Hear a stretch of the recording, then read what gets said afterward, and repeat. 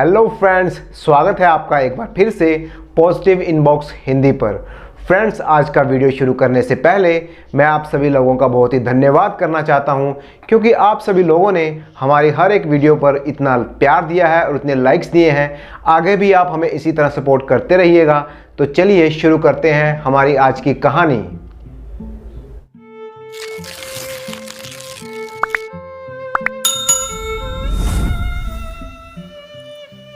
सूरजभान के पिता की मृत्यु के बाद उनकी सारी धन दौलत और हवेली का वारिस वो अकेला ही था।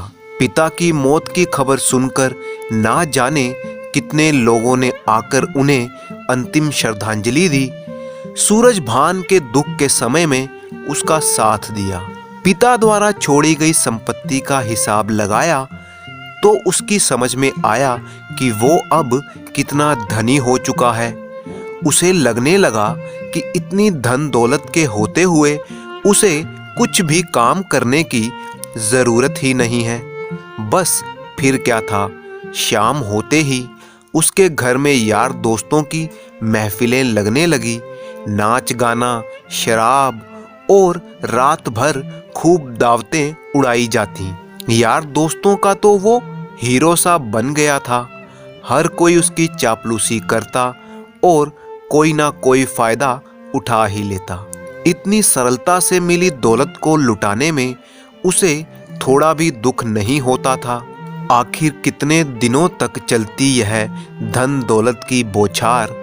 एक ना एक दिन तो भरा हुआ कुआं खाली हो ही जाता है। जब धन दौलत की कमी की वजह से महफिलें कम होने लगी तो यार दोस्तों का जमावड़ा भी छटने लगा। चापलूस दोस्त गायब हो गए। जब पैसा खत्म हो तो दोस्ती के भार को कौन कंधा देता है। और एक दिन ऐसा भी आया जब शाम बिताने के लिए सूरजभान सिर्फ अकेला ही रह गया। कोई दोस्त यार नहीं, कोई महफिल नहीं, कोई पकवान नहीं, कोई नाच गाना भी नहीं, कोई लोगों की ठहाकों की गूंज भी नहीं। और तो और सालों सजी रहने वाली हवेली में अब कोई दीपमाला भी नहीं थी। ऐसे मुश्किल समय में सूरजभान ने अपने कई दोस्तों से मदद मांगने की कोशिश की, मगर सबके सब मतलबी दोस्त थे। इस मौके पर उसकी सहायता करने के लिए किसी ने हाथ आगे नहीं बढ़ाया। एक दिन कमरे में गुमसुम सा अकेला बैठा सूरजभान इस समय इतने सालों की बनावटी जिंदगी के बारे में सोच रहा था। पिता की मेहनत से कमाई हुई धन दौलत को इतनी बेदर्दी से लुटा देने का गम उसे सता रहा था। किस तरह दोस्तों यारों के दिखावटी चेहरों ने पलटा खाया, यह उसके मन में कांटों की तरह चुभ रहा था। यह याद कर आंखों में आंसू आ गए कि कल तक चापलूसी करने वाले कैसे उससे कतराने लगे थे। उसे अपने यार दोस्तों से ऐसे धोखे की बिल्कुल भी उम्मीद नहीं थी। सब कुछ तो लुट गया था, लेकिन अभी भी ये आलीशान हवेली उसके पास ही थी। कभी मन में आता कि इसे बेचकर कोई कारोबार शुरू कर लूं, मगर कारोबार करें तो कौन सा करें, फिर कारोबार सफल होगा या नहीं होगा ये कौन जानता है। दूसरी तरह का डर ये भी सताने लगा कि कहीं पिता की आखिरी निशानी को भी बेच दिया तो वो पूरी तरह से दिशाहीन ही ना हो जाए। हवेली रहेगी तो मानो पिता का आशीर्वाद भी उसे मिलता रहेगा। तभी एक दिन रात को सपने में उसे पिता ने दर्शन दिए और बोले, लगता है सब गवाकर होश आया है तुझे। अरे ये यार दोस्त और चापलूस तो अपने होते हैं तब तक जब तक तेरी जेब में पैसा रहेगा। उसने सपने में अपने पिता के पैरों से लिपटकर माफ़ी मांगी। पिता ने सपने में ही उसे गले लगा लिया और जाते हुए बोले, हवेली के तहखाने में जाओ, वहाँ बहुत सी धन दौलत खजाना पड़ा है, लेकिन याद रहे वो सब तुम्हें भलाई के कामों में खर्च करना है। इतना सुनते ही सूरजभान का सपना टूट गया। आंखें मलता हुआ वो उठा तो भोर हो चुकी थी। उसके चेहरे पर दुविधा साफ दिख रही थी। क्या यह मात्र एक सपना था या असल में पिता का आशीर्वाद था? इसी उलझन में पड़े हुए वो तहखाने की चाबी ढूंढने लगा। तहखाने के दरवाजे और ताले पर धूल के साथ मकड़ियों का जाला भी लगा हुआ था। किसी तरह उसने साफ करके ताला खोला और अंदर दाखिल हुआ। अंधेरे के कारण उसे ठीक से दिखाई भी नहीं दे रहा था। उसने जेब से टॉर्च निकालकर जलाई तो सामने पड़े एक बक्से पर उसकी नजर पड़ी। बक्सा खोला तो उसके अंदर कुछ पुरानी तस्वीरें और फोटो एल्बम पड़ी हुई थी। शायद उसके बचपन की तस्वीरें थीं। वो पुरानी तस्वीरें देखकर उसके चेहरे पर हल्की सी मुस्कान आ गई।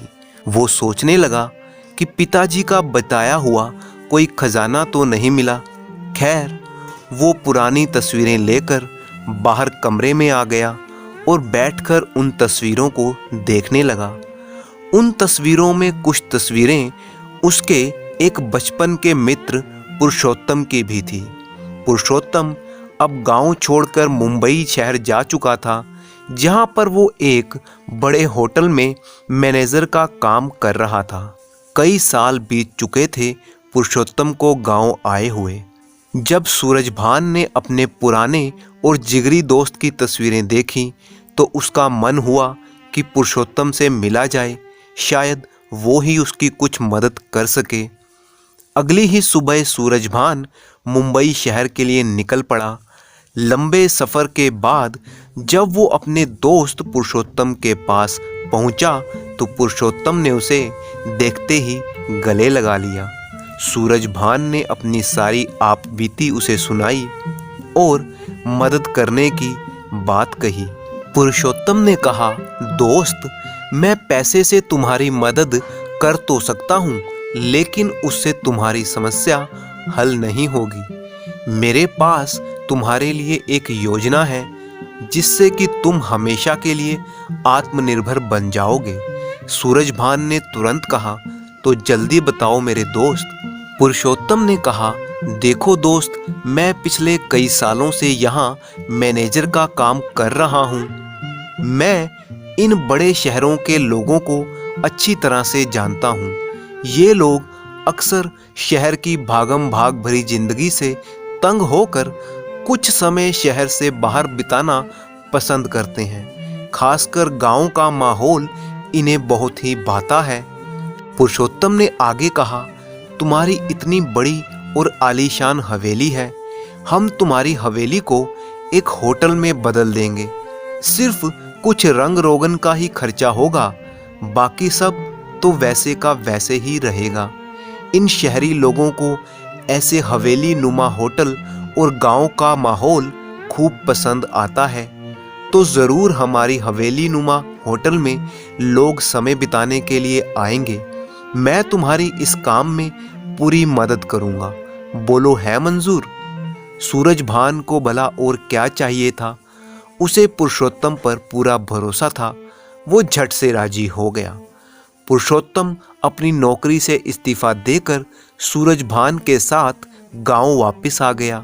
गांव आकर दोनों दोस्तों ने दिन रात एक करके हवेली को एक होटल का रूप दे दिया। पुरुषोत्तम का अनुभव सूरजभान के बहुत ही काम आ रहा था। पुरुषोत्तम ने अपने ही कुछ पैसे उस होटल पर भी खर्च किए। देखते ही देखते दोनों की योजना सफल होने लगी।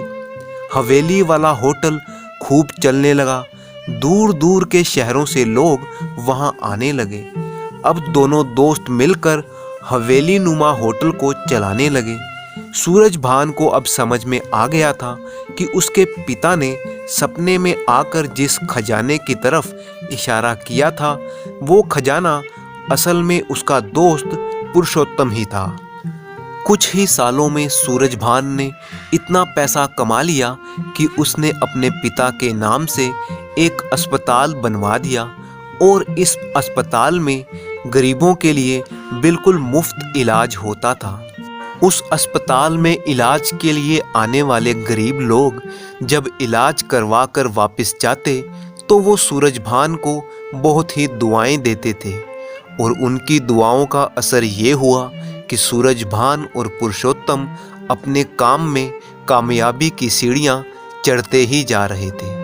अब सूरजभान को पैसे की अहमियत का पता था और उसके पिता के आशीर्वाद से अब वो एक बेहतर इंसान बन चुका था। तो दोस्तों, इसी तरह की इंटरेस्टिंग कहानियाँ सुनने के लिए चैनल को सब्सक्राइब कर लीजिए। वीडियो को लाइक और कमेंट करना बिल्कुल मत भूलिएगा। Thank you for watching.